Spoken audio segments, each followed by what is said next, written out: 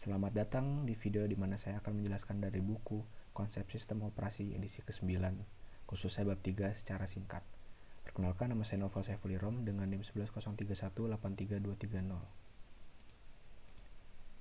Komputer terdahulu hanya bisa mengeksekusi satu program di satu waktu. Sekarang komputer sudah bisa mengeksekusi beberapa program bersamaan dalam satu waktu. Evolusi ini membutuhkan kontrol yang lebih pasti dari beberapa macam program, dan kebutuhan ini menghasilkan yang namanya proses, yaitu program yang sedang dieksekusi. Sebuah proses adalah unit kerja dari sistem time sharing modern. Pertama, ada konsep proses. Sebuah pertanyaan muncul jika mendiskusikan sistem operasi yang melibatkan apa hal untuk memanggil semua aktivitas CPU. Sejumlah sistem mengeksekusi pekerjaan, di mana sistem time shared memiliki user program atau task. Kedua, ada proses scheduling. Tujuan dari multiprogramming adalah untuk memiliki beberapa proses yang berjalan pada setiap waktu untuk memaksimalkan utilitas CPU. Tujuan dari time sharing adalah untuk mengganti CPU dari setiap proses, jadi user bisa setiap kali berinteraksi dengan setiap program selagi itu berjalan. Untuk memenuhi tujuan ini, proses scheduler memilih proses yang tersedia untuk eksekusi program di CPU. Selanjutnya, ada operasi pada proses. Proses di sebagian besar sistem dapat dijalankan secara bersamaan, dan mungkin saja dibuat dan dihapus secara dinamis. Jadi, sistem ini harus menyediakan mekanisme untuk pembuatan dan penghentian proses. Di bagian ini, kami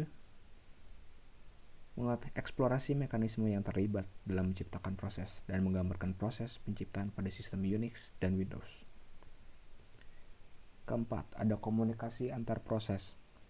Proses yang dijalankan secara bersamaan di sistem operasi mungkin salah satunya adalah proses independen atau cooperating proses.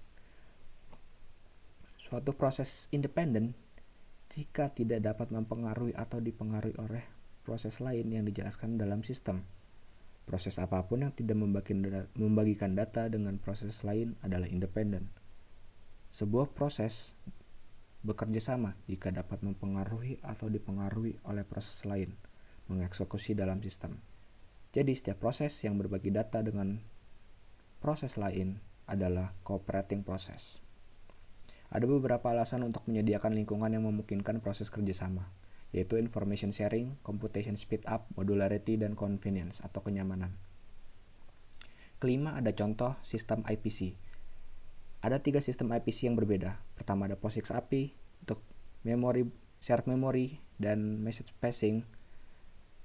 Kemudian mendiskusikan pesan yang lewat dalam operasi Mac System dapat disimpulkan dengan Windows yang menarik menggunakan memori bersama atau shared memory sebagai mekanisme untuk menyediakan jenis penyampaian pesan tertentu.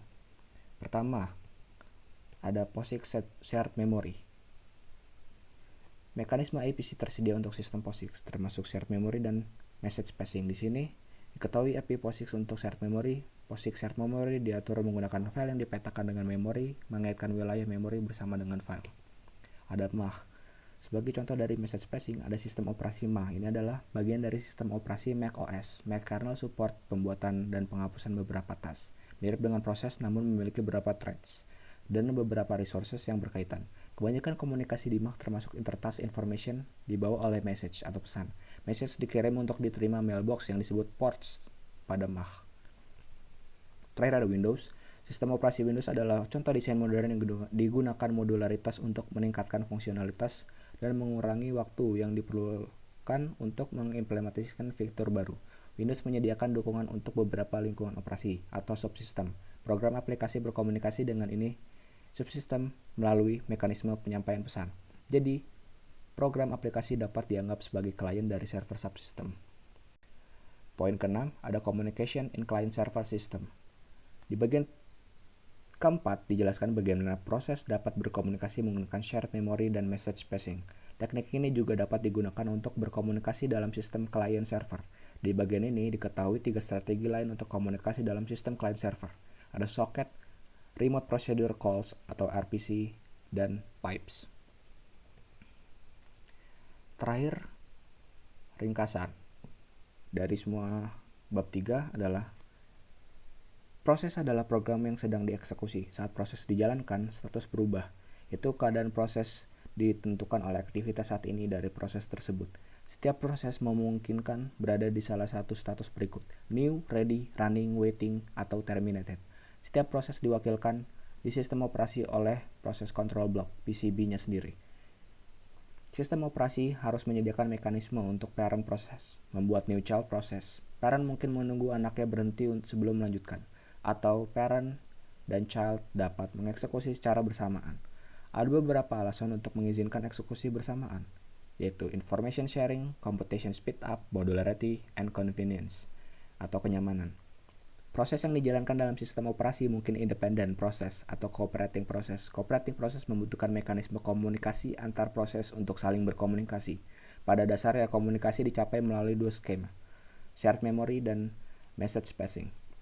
Komunikasi dalam sistem client-server menggunakan socket, remote procedure call RCP atau pipes. Socket didefinisikan sebagai titik akhir untuk komunikasi.